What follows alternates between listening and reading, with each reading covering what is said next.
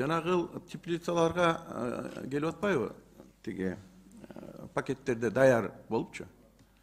Ошонун ичин кантип текшеребиз? Бул жерге кирбей калып атат ал туурабы? Бизге өзүнчө алып келген удобрениялар болот. Бирок ошол жанагы алып келип теплицаларга алып келип сатып атканын ичинде болуп калсачы, ошонун арасында. То есть ал жерде бизге мындай кээ бирөөлөрү технологиясы секретный болуп атпайбы? Бизге айтпай эле алып келип атышпайбы теплицаларгачы? Ошону кантесиңер? Эме мен жооп берип коеюн. Акбек Нүкенович, мен сизге суроо берген жокмун, Алтыным. Макулбу?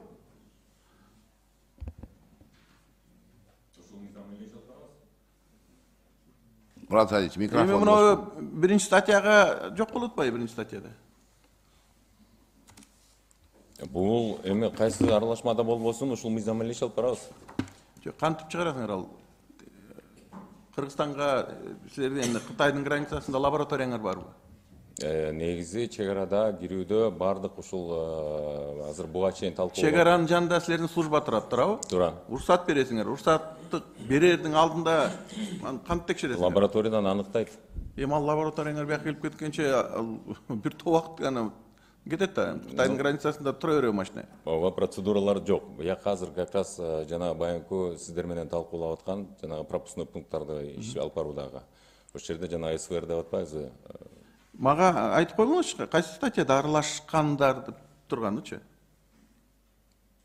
Жок, бул Статьясын айтып койгула пунктун эле. Аралашманы кирүү дегенде айтып атасызбы? Жок, бул бардык эле мыйзамдар ошол менен туура келет, ушул менен иш алып бара беребиз. Мага эми статьясын айтып койгула, пунктун айтып койгула, эми тиги жигитти карабай эле койгула, өзүңүз эле. Жок, мен ошо сизге буга чейинки эле мыйзамдардын ошол ишке ашырат. Мен ошону жазып коеюн, кана? Статьясын айтып коюңуз, ошол мыйзамдын. Бирөөдө же 10бу, 20бы? Биринчиден баштап бул мыйзамда ошол негизги түшүнүктөр колдонулат. Агрохимикаттар. Атын айтып койгула, статьясын, пунктун болуп башка эчтеке керек. Агрохимикаттар, мисалы биринчиде понятийныйда турат. Жаратылыш сырьёсун, пестициддерди өстүрүүчү заттарды жана семирткичтерди кайра иштетүү жана консервалоо процесстерин агрохимикалык анализдөө.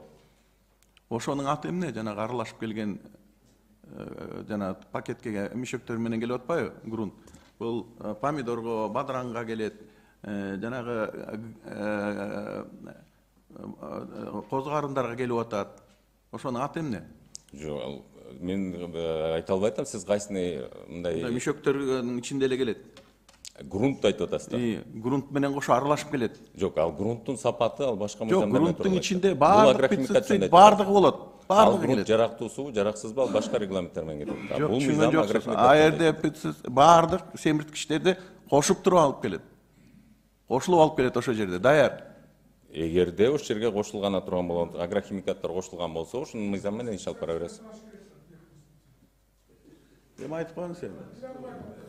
Эми Акбек Нүкенович, сиз айткан маселе туура эле. Бул жана аралашма деп атканыңыз, бул органоминералдык жер семчтерди ошону жана теплицаларга, закрытый грунттарга деп туруп, баягы биздин атайын атамекендик ташып келүүчүлөр бар. Ошолор алып келип киргизип атат. Бул сиздерге маалымат иретинде айтып кетишим керек.